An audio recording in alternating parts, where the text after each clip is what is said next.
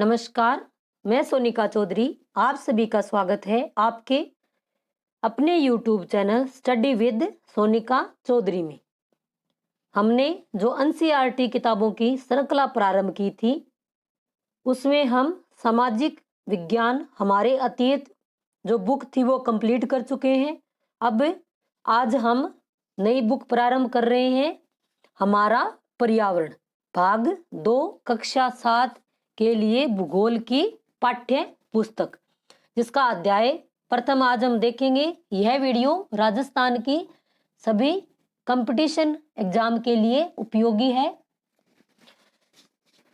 पर्यावरण हमारे जीवन का मूल आधार है, यानी बगैर पर्यावरण के हम रह भी नहीं सकते। अब पर्यावरण में कौन कौन शामिल है?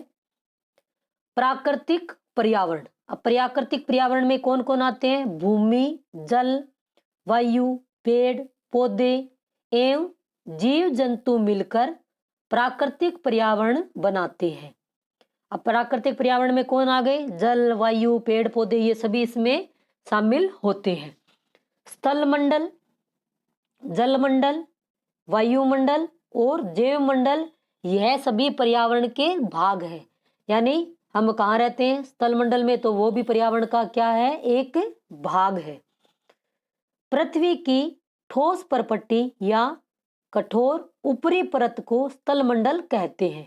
यानी जो पृथ्वी की सबसे ऊपरी परत है और जो कठोर परत है उसको क्या कहते हैं? स्थल मंडल कहते हैं। यह चट्टानों एवं खनिजों से बना होता है एवं मिट्टी की पतली परत से ढका होता है। यह पहाड़, पठार, मैदान, घाटी जैसी विभिन्न स्थल आकृतियों का विषम धरातल होता है। यानी स्थल मंडल में क्या होते हैं? पहाड़, पठार, मैदान, घाटी, ये सभी इसमें शामिल होते हैं। स्थल मंडल किसका भाग है? पर्यावरण का एक भाग है।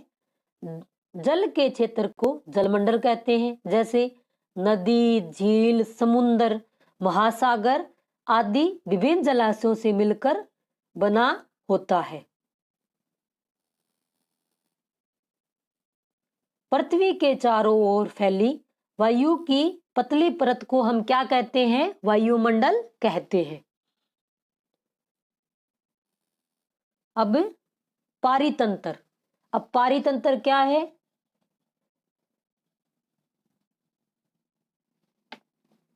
वह तंत्र जिसमें समस्त जीवधारी आपस में एक दूसरे के साथ पर्यावरण के उन भौतिक एवं रासायनिक कारकों के साथ परस्पर क्रिया करते हुए जिसमें वे निवास करते हैं, यह सब ऊर्जा और पदार्थ के स्थानांतरण द्वारा संबंध है।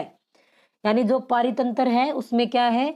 सभी जीवधारी पेड़ पौधे सभी वो क्या करते हैं? रासायनिक क्रिया करते हुए इसमें रहते हैं और ऊर्जा और पदार्थ का स्थानांतरण करते हैं। अब 2-4 इंपॉर्टेंट लाइन्स है जो नोट करके डाली हुई है। प्रत्येक 5 जून को विश्व पर्यावरण दिवस बनाया जाता है। यानी विश्व पर्यावरण दिवस कब बनाया जाता है? 5 जून को। विश्व की सबसे गहरी खान दक्षिणी अफ्रीका में स्थित है। यानी जो खान क्या होती है? जो गहराई में जो जैसे जिसमें से कोयला, सोना, तेल को निकाला जाता है, वो क्या है? सबसे जो गहरी है वो कहाँ है? दक्षिणी अफ्रीका में स्थित है तथा इसकी गहराई लगभग 4 किलोमीटर है। अब देख लो 1 मीटर कितना होता है और 4 किलोमीटर में जहां आप बैठे हो वहां से आप अंदाजा लगाओ कि 4 किलोमीटर अपन कितनी दूर चले जाएंगे। तेल की खोज में इंजीनियर ने 6 किलोमीटर गहराई तक इसे खोद चुके हैं। यानी कितनी गहराई में जा चुके हैं? 6 किलोमीटर तक की। जहां अपन बैठे हैं उससे हम 1 या 2 गांव की दूरी तक वहां उसको खोद दिया गया है। पृथ्वी के केंद्र तक पहुंचने के लिए जो बिल्कुल क्या है? असंभव है। उसके लिए हमें क्या करना पड़ेगा? समुद्र की सतह पर 6000 किलोमीटर गहराई तक खोदना होगा। उन्होंने तेल के लिए कहां तक खोदा है? 6 किलोमीटर तक। लेकिन पृथ्वी की जो गहराई है समुद्र तल से, अगर हम उसके अंदर जाएंगे तो हमें 6000 किलोमीटर तक खोदना पड़ेगा, जो क्या है? एक असंभव कार्य है। इस पाठ में इतना ही है। जो मैंने वन लाइनर रूप में आपके सामने प्रस्तुत कर दिया है। अब इसके प्रश्न आंसर है, निम्न प्रश्नों के उत्तर दीजिए।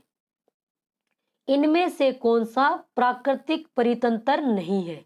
मरुस्थल, ताल, वन। तो कौन सा नहीं है? ताल। ताल क्या होते हैं? जो तालाब वगैरह बनाते हैं, तो वो तो मनुष्य बनाते हैं। जो मरुस्थल है और वन है वो क्या है? प्राकृतिक परितंत्र है। अब आप सभी के लिए एक प्रश्न है, अभी जो मैंने ऊपर पढ़ाया उसमें से, कि विश्व पर्यावरण दिवस कब बनाया जाता है? इसका आंसर कमेंट बॉक्स में जरूर दें। अगर वीडियो अच्छा लग रहा है तो लाइक करें, शेयर करें और चैनल को सब्सक्राइब करें, ताकि और साथ में जो घंटी है वो भी बजाएं। और शेयर करोगे तो जो आपके और बहन भाई है उनको भी सहायता मिलेगी। इनमें से कौन सा मानवीय पर्यावरण का घटक नहीं है? कौन सा नहीं है? स्थल, धर्म, समुदाय। अब धर्म और समुदाय तो किसने बनाए हैं? हम लोग मानव ने बनाए हैं। लेकिन जो स्थल है वो क्या है? प्राकृतिक घटक है और वो मानवीय पर्यावरण का हिस्सा नहीं है। और मानवीय पर्यावरण में कौन आता है? धर्म और समुदाय। इनमें से कौन सा मानव निर्मित पर्यावरण है? मानव निर्मित क्या है? पहाड़, समुद्र या सड़क। तो मानव ने क्या बनाई है? सड़क बनाई है। पहाड़ और समुद्र प्राकृतिक तौर पे ये बने हुए हैं। नेक्स्ट है, इनमें से कौन सा पर्यावरण के लिए खतरा है? पर्यावरण वृद्धि, जनसंख्या वृद्धि या फसल वृद्धि। तो सबसे ज्यादा खतरा आज के टाइम किससे है? जनसंख्या वृद्धि से है। सुमेलित कीजिए। जैवमंडल। अब जैवमंडल किसको कहते हैं? वह संकीर्ण क्षेत्र जहां स्थल, जल एवं वायु पारस्परिक क्रिया करते हैं, तो वह क्या है? जैवमंडल। वायुमंडल। पृथ्वी को घेरने वाली वायु की चादर क्या कहलाती है? वायुमंडल। जलीय मंडल में, जलमंडल में क्या आ जाएगा? जलीय क्षेत्र।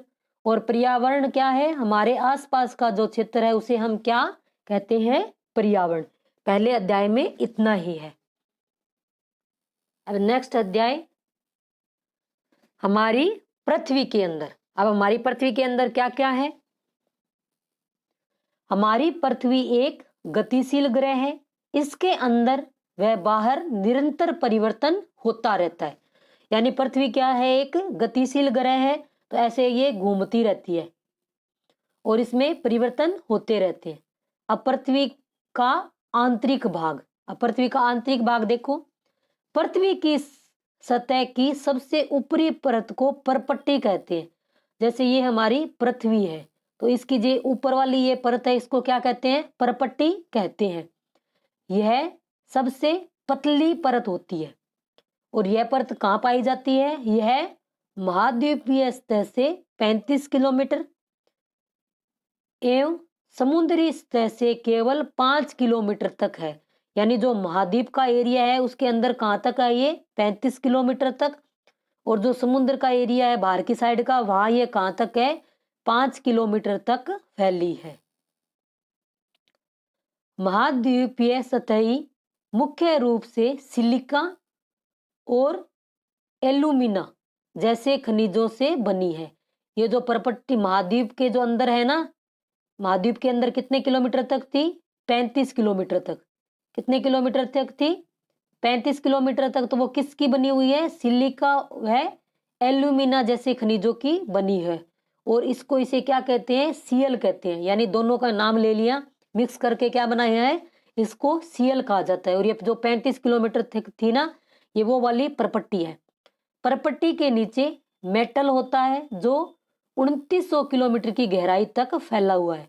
यानी पृथ्वी के नीचे की स्थल में क्या है? मेटल है और वो कहाँ तक फैला हुआ है? 2900 किलोमीटर की गहराई तक फैला है। इसके सबसे आंतरिक परत क्रोड है। जो इसकी आंतरिक परत है उसको क्या कहते हैं? क्रोड कहा जाता है, जिसकी त्रिज्या लगभग 3500 किलोमीटर है। जैसे ये एक वर्त है तो इसकी ये त्रिज्या हो गई और ये पूरी क्या होती है? शायद अभी ये परिधि होती है और ये इसका जो आधा होता है वो ये क्या होती है? इसकी त्रिज्या होती है। तो ये कितनी है? 3500 किलोमीटर तक है। कितनी है? 3500 किलोमीटर तक। यह मुख्यतः निकल व लोहे की बनी होती है, इसे निफे कहते हैं। यानी यह किसकी बनी होती है? निकल और लोहे की बनी होती है और इसे निफे कहते हैं। केंद्रीय करोड़ का तापमान व दाब काफी उच्च होता है, यानी जो इसका बीच का भाग होता है उसका दाब और ताप बहुत अधिक होता है। पृथ्वी के आयतन का केवल 1% हिस्सा ही क्या है? परपट्टी है। यानी जो परपट्टी बाहर की पतली परत है वो कितनी है? सिर्फ 1%। और 84% क्या है? मेटल है। और 15% हिस्सा किसका है? करोड़ का है। पृथ्वी की त्रिज्या कितनी है? 6371 किलोमीटर है।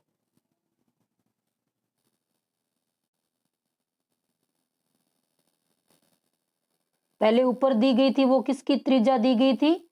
जो परपट्टी थी उसकी दी गई थी। ये जो अंदर में क्या है? करोड़ उसकी। और जो हमारी पृथ्वी है उसकी कुल जो त्रिज्या है वो कितनी है? 6371 किलोमीटर है। जीवाश्म। अब जीवाश्म किसको बोलते हैं? शैलों की परतों में दबे मृत पौधे एवं जंतुओं के अवशेष को हम क्या कहते हैं? जीवाश्म कहते हैं। अब शैल व खनिज। शैल क्या होती है? जो पर्वत होते हैं उनको। अब उसके क्या किसके से बने हुए हैं? पहाड़ पठार। पृथ्वी की परपट्टी अनेक प्रकार के शैल से बनी है। पृथ्वी की परपट्टी बनाने वाले खनिज पदार्थ के किसी भी प्राकृतिक पिंड को हम क्या कहते हैं? शैल कहते हैं। खनिज तो कब का होगा? जब वो हम उनको बाहर निकालेंगे, जो उनको परिशोधन करके वो अलग अलग होंगे, तब वो उनका एक प्रॉपर नाम निकलता है। लेकिन जो सारे इकट्ठे हैं तो वो क्या है? प्राकृतिक पिंड को क्या कहते हैं? शैल कहते हैं। शैल विभिन्न रंग, आकार व गठन की हो सकती है। जो ये शैल है वो विभिन्न रंग और आकार की हो सकती है। यह मुख्य रूप से कितनी होती है? 3 प्रकार की होती है। कौन कौन सी होती है? आग्नेय शैल, अवसादी शैल एवं कायांतरित शैल। कितने प्रकार की है? 3। आग्नेय शैल, अवसादी शैल और कायांतरित शैल। अब सबसे पहले आग्नेय शैल। अब आग्नेय शैल कैसे बनती है? जब ज्वालामुखी फटता है तो उसमें से क्या निकलता है? लावा निकलता है। तो उसको लावा का क्या कहते हैं? मैग्मा कहते हैं। जब वो मैग्मा ठंडा हो जाता है तब आग्नेय शैल का निर्माण होता है। अब देखो इसको, द्रवित मैग्मा यानी जो क्या होता है? जो लावा निकलता है ज्वालामुखी जब का विस्फोट होता है तो उसका जो द्रवित मैग्मा ठंडा होकर ठोस हो जाता है। यानी जो लावा जब ठंडा हो गया तो कैसा हो जाता है? ठोस हो जाता है। इस प्रकार बने शैल को आग्नेय शैल कहते हैं। क्या कहते हैं? आग्नेय शैल। इन्हें प्राथमिक शैल भी कहा जाता है। आग्नेय शैल 2 प्रकार की होती है। कौन कौन सी? एक तो होती है अंतर्भेदी शैल और दूसरी होती है बहिर्भेदी शैल। यानी आग्नेय शैल को क्या कहते हैं? प्राथमिक शैल भी कहते हैं। और ये कितने प्रकार की होती है? 2 प्रकार की, अंतर्भेदी शैल और बहिर्भेदी शैल। जब द्रवित लावा पृथ्वी की सतह पर आता है तो यह तेजी से ठंडा होकर ठोस बन जाता है। जब वो लावा बाहर निकलता है एकदम ऐसे स्पीड से निकलता है, फिर वो क्या होता है? तेजी से ही ठंडा होता जाता है बाहर के तापमान के संपर्क में आने के बाद।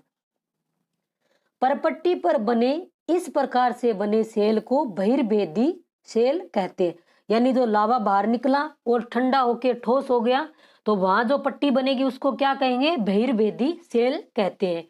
जैसे बेसाल्ट और ढक्कन का पठार, जैसे बेसाल्ट और जो ढक्कन का पठार है वो बेसाल्ट शैलों से ही बना हुआ है। भारत में जो ढक्कन का पठार है वो किससे बना हुआ है? बेसाल्ट शैलों से बना हुआ है। अब द्रवित मैग्मा कभी कभी भूपट्टी के अंदर गहराई में ठंडा हो जाता है। यानी पहले क्या हुआ था? कभी कभी बाहर निकलता है तो वो ठोस होके ठंडा हो जाता है।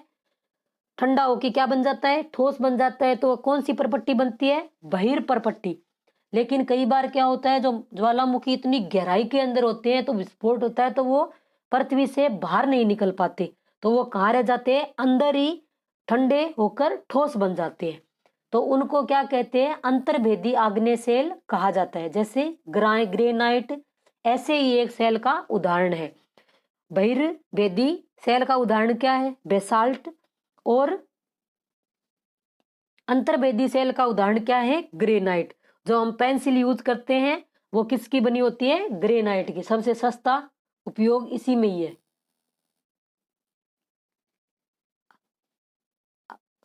आग्नेय सेल पर, आग्नेय सेल होगी, उसके बाद क्या है, अवसादी सेल। सेल कितनी प्रकार की थी, 3 प्रकार की। कौन कौन सी, आग्नेय, अवसादी सेल और कायांतरित सेल। अब अवसादी सेल कौन सी है, सेल लुढ़क कर, चटक कर तथा एक दूसरे से टकराकर छोटे छोटे टुकड़ों में टूट जाती है। इन छोटे कणों को क्या कहते हैं, अवसाद कहते हैं। यानी जो सेल है वो लुढ़क गई, चटक गई या टूट गई तो उनसे क्या बन जाएंगे, छोटे छोटे भाग बन जाएंगे, और वो एक तरह से अवसाद या कचरा इकट्ठा हो जाता है। यह अवसाद हवा और जल आदि के द्वारा एक स्थान से दूसरे स्थान तक पहुंचा दिया जाता है। अब चट्टान टूटती है तो जहां से अब नदियां निकलती है तो वो नदियां पत्थरों को बहा कर नीचे ले आती है, और जो हल्के होते हैं वो जब आंधी या तूफान आते हैं तो उड़ के एक जगह से दूसरी जगह पहुंच जाते हैं। यह दृढ़ अवसाद दबकर एवं कठोर सेल की परत बनाते हैं। यह कोई काम एक दिन में नहीं होता, इन काम को बनने में हजारों वर्ष लग जाते हैं। इस प्रकार की सेलों को अवसादी सेल कहते हैं। उदाहरण के लिए बलुआ पत्थर रेत के दानों से बनते हैं। अब अवसादी सेल यानी जो बलुआ पत्थर नहीं है, वो पिघल पिघल, जो बलुआ पत्थर किससे बनते हैं, जो रेत के जो दाने होते हैं वो एक जगह इकट्ठे होते जाएंगे, इकट्ठे, कभी बीच में उनमें पत्थर घुस गए तो ऐसे करके वो क्या हो जाएंगे, जब इकट्ठे हो जाएंगे तो बलुआ पत्थर का निर्माण हो जाता है। अब नेक्स्ट है कायांतरित सेल। अब कायांतरित सेल में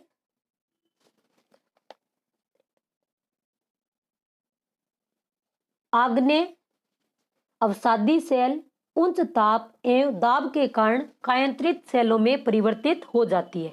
यानी जो आग्नेय सेल थी वो क्या हुई, अवसादी सेल, और उच्च ताप और दाब के कारण कायांतरित सेलों में परिवर्तित हो जाती है। उदाहरण के लिए चिकनी मिट्टी, चिकनी मिट्टी से स्लेट तथा चूना पत्थर किस में परिवर्तित हो जाता है, संगमरमर में परिवर्तित हो जाता है। अब आग्नेय सेल का उदाहरण क्या था, बेसाल्ट, और ग्रेनाइट किसका उदाहरण है, आप लोग कमेंट बॉक्स में बताएंगे। ग्रेनाइट और कायांतरित सेल। अब कायांतरित सेल में क्या था कि जो चिकनी मिट्टी है उससे क्या बन जाती थी, स्लेट, और चूना पत्थर किस में बदल जाता है, संगमरमर पत्थर में बदल जाता है किन्हीं। अब नेक्स्ट है किन्हीं निश्चित दशाओं में एक प्रकार की सेल चक्रीय तरीके से एक दूसरे में परिवर्तित हो जाती है। कैसे हो जाती है, इससे नीचे एक डायग्राम भी दे रखा है, ये पहले डायग्राम देखते हैं। जैसे ये ज्वालामुखी है, ये क्या है, ज्वालामुखी, थोड़ा नीचा करना पड़ेगा इसको। अब ये क्या है, ज्वालामुखी है। अब इधर इससे क्या निकल रहा है, ये मैग्मा निकल रहा है। तो ये मैग्मा अब यहाँ इकट्ठा हो गया, बाहर आ गया, तो ये क्या हो गया, बाहर आते ही ये ठंडा हो गया। तो किस चट्टान का निर्माण हो गया, आग्नेय सेल का इसमें निर्माण हो गया। इसके बाद ये कहाँ गया, जब ये सेलें टूटी तो अवसाद बन गया, अवसाद बन के अवसादी सेल का निर्माण हो गया।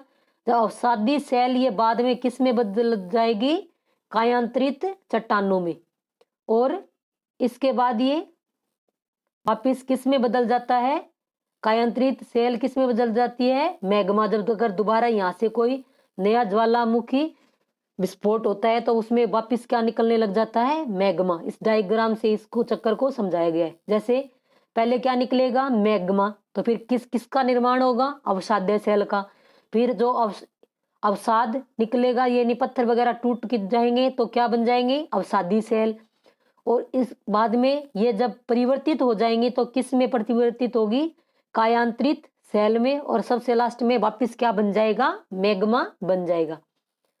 अब ग्रेनाइट कौन सी चट्टान का उदाहरण है, आप कमेंट बॉक्स में जरूर बताएं। वीडियो अच्छा लग रहा है तो लाइक करें, शेयर करें और चैनल को सब्सक्राइब करें, और कमेंट बॉक्स में जरूर बताएं कि आपको भी वीडियो में क्या सुधार करना है। द्रवित मैग्मा से बने सेल कौन से है? आग्नेय सेल। यानी जो मैग्मा जब पिघलता है, बाहर निकलता है तो ठंडा हो जाता है, तो उससे कौन सी सेल का निर्माण होता है? आग्नेय सेल का। पृथ्वी की सबसे भीतरी परत क्या है? क्रोड है। और बाहर की क्या थी? परपट्टी। सोना, पेट्रोलियम और कोयला खनिज के उदाहरण है। किसके उदाहरण है? खनिज के। शेल जिसमें जीवाश्म होते हैं, यानी 3 तरीके की हमने सेल बताई थी, आग्नेय, अवसादी और कायांतरित। तो जीव कौन सी सेल में पाए जाते हैं? अवसादी सेलों में जीव पाए जाते हैं। पृथ्वी की सबसे पहली परत क्या है? परपट्टी। और अंदर की परत क्या है? क्रोड। अब नेक्स्ट है सुमेलित कीजिए। ये मैंने सुमेलित करके ही लिख दिए। करोड़ क्या है? सबसे भीतरी परत और सबसे ऊपरी परत परपट्टी। खनिज इसका एक निश्चित रासायनिक मिश्रण होता है। सेल क्या है? किस काम आती है? सड़क और इमारत बनाने के लिए, यानी जो पत्थरों का यूज किस लिए होता है? सड़क और इमारत बनाने के लिए। चिकनी मिट्टी किस में बन जाती है? स्लेट में। और बालू का पत्थर से क्या बन जाते हैं? संगमरमर और सीएल। सीएल क्या है? सिलिका और एल्यूमिनियम से बनता है। इन दोनों का जो नाम मिक्स करके क्या बनाया है? सीएल बनाया है। आज के वीडियो में इतना ही। अगर वीडियो अच्छा लगा है तो लाइक करें, शेयर करें और चैनल को सब्सक्राइब करें। और कमेंट बॉक्स में जरूर बताएं कि वीडियो कैसा लगा। धन्यवाद।